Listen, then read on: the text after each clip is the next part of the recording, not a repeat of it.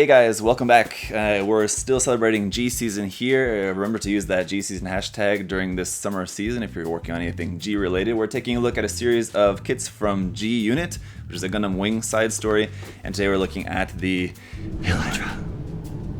The HG 144 scale Hydra Gundam from that series. This one is one that's a really cool design that I've seen some really amazing custom builds of this. The kit, straight out of the box, like with the others we've seen, the Aesculapius and the LO booster so far, I am assuming this one as well, straight out of the box is not going to be looking that great, but you can see a lot of potential there with such a cool design and, you know, with some modifications, some work, some paint, some love, it's going to be looking alright, I think. But yeah, it's just a really cool design. So I mean, just look at that box art there. For one, it's a really cool looking Gundam. Again, very evil looking Gundam. A lot of the Gundams in this series don't have that very heroic Gundam sort of look to them. The LO booster maybe a little bit more, but a lot of them just sort of have that kind of evil look to them. So I guess I should read up on the story. Maybe that's somehow related to the story. But just taking a look at the front of the box here, once again, this has got the blue Bandai logo and the Gundam Wing Comics G Unit series logo up there at the top. Just some changes to the box art for the most recent production run of these kits.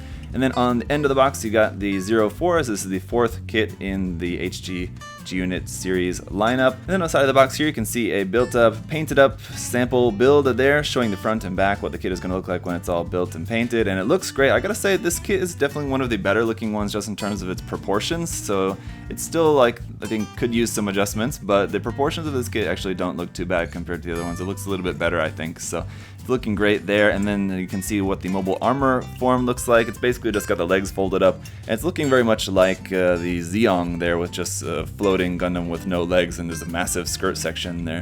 That's pretty cool. And it does also have the beam rifle and beam saber there, as well as the shoulder parts actually unfold into these kind of claw weapons as well, which I guess are also probably beam cannons there also, but those are little claw weapons that you can use for melee combat, I suppose, as well.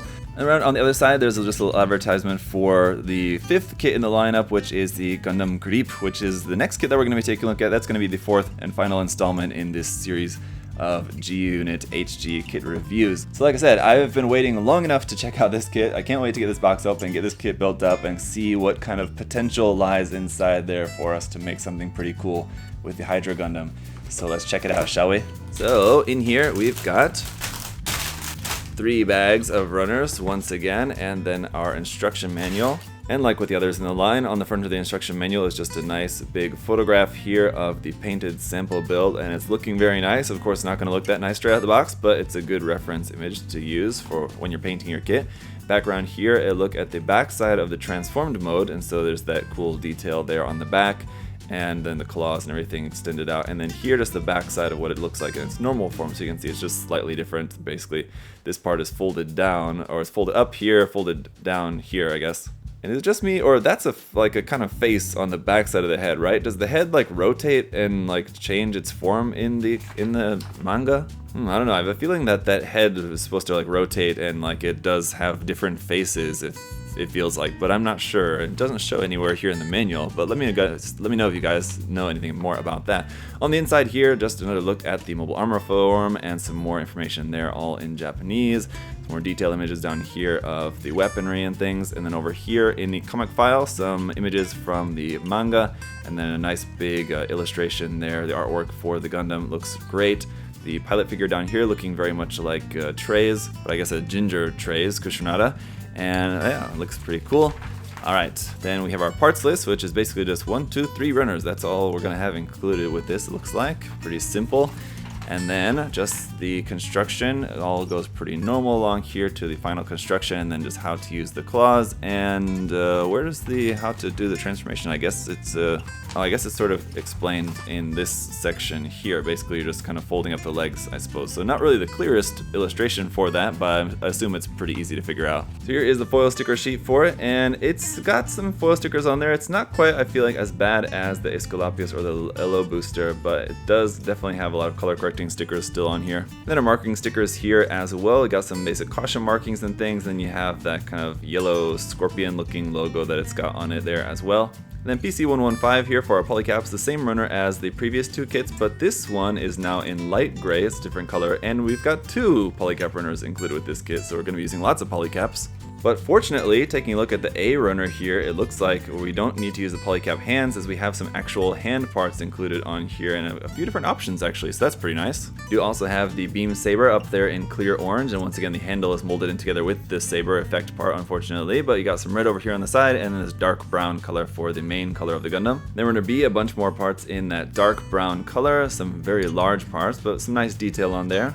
And then we're going to see here is going to be all of our lighter color armor parts. So it's in like a light beige kind of color here for this. You got the weapons parts, head parts, and all that on here on the C runner, and that's it. So the Hydra Gundam is looking like it's going to be a pretty cool one. I'm looking forward to getting this one built up so we can check it out. So thanks guys again to USA Gundam Store for sponsoring these reviews. If you guys want to check out some of these kits on USA Gundam Store, the link is down below. Be sure to use my coupon code there, ZakuAurelius10, to save yourself 10%. Now, let me get this built up and then we'll see how it's looking. Alright, here it is. And this was a pretty fun one to get put together because it was so different from the Aesculapius and the LO booster, which we previously took a look at. And if you missed the live build of this, you can feel free to go back and watch the saved footage here on my channel of the live build. I built this one and as well as the Aesculapius live here not too long ago. And you just gotta love how unique the design of this Gundam is. Well, the previous two that we've taken a look at so far are pretty standard, like in their shape. Obviously their equipment is super unique, but they're generally pretty standard Gundam designs. This one is a little bit more unique in its design, which I definitely can appreciate. It definitely seems like something more that we would see later from like an enemy suit of like Gundam Seed or Gundam 00 or something like that. But not only is it a cool design, of course it does have some cool gimmicks as well in here also, so I would say just for the most bang for your buck, I've got to say this is probably going to be the best one of the series just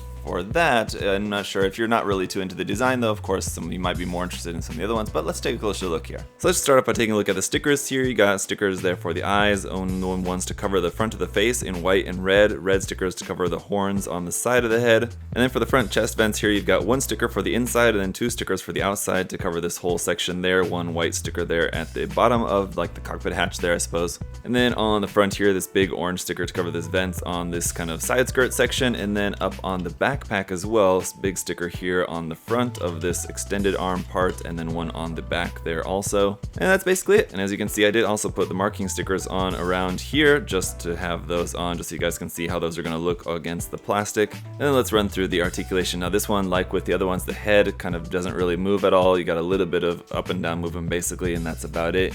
You got this head which looks like a different head from every angle, and you got like a Zeong looking head, and then the sides look like sort of like a Zaku sort of like head in the front with a different face on there as well. In the torso, once again, nothing here except for just some rotation side to side. Same thing with the arms, they just rotate, but you can bring the arms up to kind of about 45 degrees before they're going to be hitting into this part. Now this part, of course, is one of the main gimmicks of this kit, is you have these big extendable arms, so that'll allow you to actually bring the arm up maybe a little bit more, but actually I guess maybe not really, and so that's about as high as you can bring the arm. You can rotate that, also bend that to kind of slightly less than 90 degrees basically there for the elbow joint, and then the wrist is just on a ball joint as well. Now you do have some hand options with this kit. You have some closed fists as well as a set of sort of open hands and trigger finger hands, along with the just regular polycap holding hands, which you have on there, which are in a slightly different color. But it's cool to finally have some hand options with these kits. Now as for this extendable arm part, so you can see it's connected onto the back of the shoulder there, so it'll move up and down there, and you can also rotate that, and you can also rotate it here and move that side to side if you don't pop that out of the polycap. And then here as well, you can move it back and forth, rotate that, and then at the very end of that you can rotate that as well. So you've got articulation all over the arm of this thing, and it does seem to be holding up pretty well at the moment. It's all polycaps in there, so it should hold the weight, and it doesn't weigh too much. Pretty well, but I feel like over time it's probably going to start to droop down a little bit like that and not really hold the weight as well. But attached on the end of here is the shield, and you can have that attached onto there if you want, or you can take that off, and you can see you just got the peg there. You just turn that part around, and then here we have the little laser claws again if that doesn't come out of there. So that is just going to be on there like that. So pretty cool gimmick to have that out like that. I really like that. It's very unique. And it folds back up pretty easily just to attach onto the top of the shoulder kind of loosely like that. I mean, it's a very effective yet simple gimmick here for such a small, simple, old kit. The shield itself then can just be held in the hand if you want, but if you prefer it posted up here on the shoulder, you can just pop that back into place. On the opposite side is where we have our beam rifle, so again you can have this attached onto the shoulder. It can just be rotated and fired like this, sort of like a cannon there attached out onto the shoulder, or you can pull that off and then the handle for this will fold down. like that. There you go. And then here is our beam rifle that can just be popped into the hand and just used as a standard beam rifle. Again, very simple, but I like the design of this one. Gonna have a big seam line down the middle of that, of course, but it's a pretty cool design for the beam rifle for this. Getting back to the articulation though, this front skirt part here will move up and down. These kind of front skirt parts are actually attached onto the top of the leg, but those move up and down a little bit there as well. These kind of massive side skirt parts will also move up and down. We do have a back skirt up in here as well, which is kind of meant to fold up for the transformation. So you have a bunch of detail up underneath there, which does look pretty nice. But again, that just folds down there like that. The legs are attached into the hip via just a ball and socket joint, so those will be able to move out to about there. That's going to be about the extent of that. Bringing the legs forward, let's see what we can do with these here.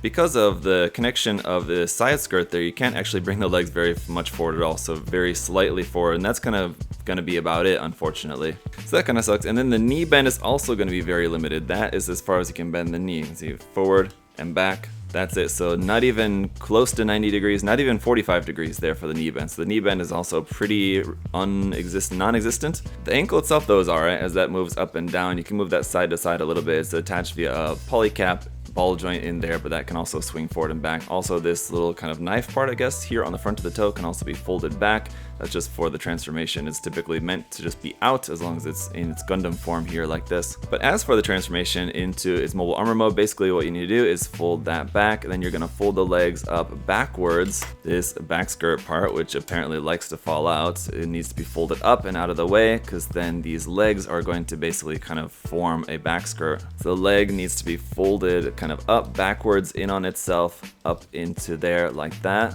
And these side skirt parts can also be rotated around to the front a little bit like that to kind of cover up the front of the legs even more so, like that, which does look pretty cool. I mean, you can kind of see the legs folded up inside there, but it's a relatively convincing look for this mobile armor form, I gotta say. So it's certainly a unique transformation, and I can appreciate that much of it, and it's pretty convincing, definitely more convincing than some of the other ones in the line, which are basically like you fold up one part and it's just like the Gundam flying as is. At least like it's the legs folded up and the legs are kind of hidden underneath the massive skirting armor there, and it makes for a pretty cool look. It's a little bit tricky to get it up on an action base though, as I kind of had to rig this a little bit shoddily, but if you mess with it or if you do a little bit of modification, you'll have an easier time getting this to stay up on an action base for doing some cool flying poses. And then just real quick to compare this to the LO booster here for you guys to see that this Gundam is also quite large. I mean, the legs are much longer than the previous two Gundams we've taken a look at in the series. Just the design of this, it's very tall and also very wide, of course, with those big wide shoulders and everything. So it's definitely a much larger Gundam than the LO booster and the Esculapius, which we previously reviewed.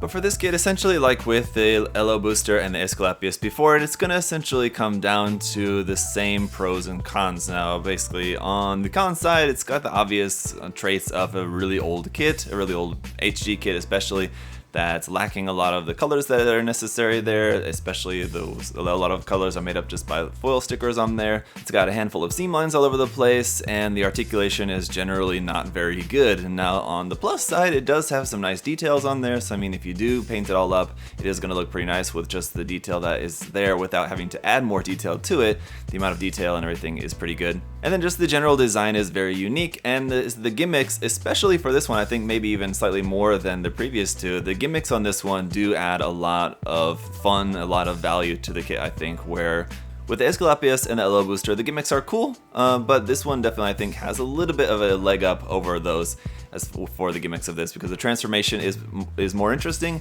and also the extendo arms there on its back are also a very interesting, unique gimmick here that actually work quite well as well too. So with this Gundam, there is a lot to like, although if the design is not really to your personal taste, then there's not really much here for you. But again, this is a pretty cheap kit, so if it's one that you like and you're willing to put in a little bit of work on it, or kind of a lot of work, but if you're willing to put in the work on it, then this is one that you can definitely come up with a really nice piece once it's all done up properly. Because once again, I think there's a lot of potential here with this kit. So another great addition to the G unit line here. And that means we've got just one left to take a look at. Up next is going to be the Gundam Grape, and that is going to be the last one that we're going to be taking a look at in this series of HG 144 scale G-Unit kit reviews from 1997. We've got 3 down, and they've all been pretty fun to take a look at so far. So let me know what your guys' thoughts are down below, and again, make sure you subscribe to stay tuned for more stuff in the future so you don't miss anything. You can hit that subscribe button there down below. As always, guys, I appreciate all the support, and also if you guys want to check out the link to USA Gundam Store, that is down in the video description as well. You can check that as well as my coupon code that you can use there, ZakuAurelius10, to save 10% off everything there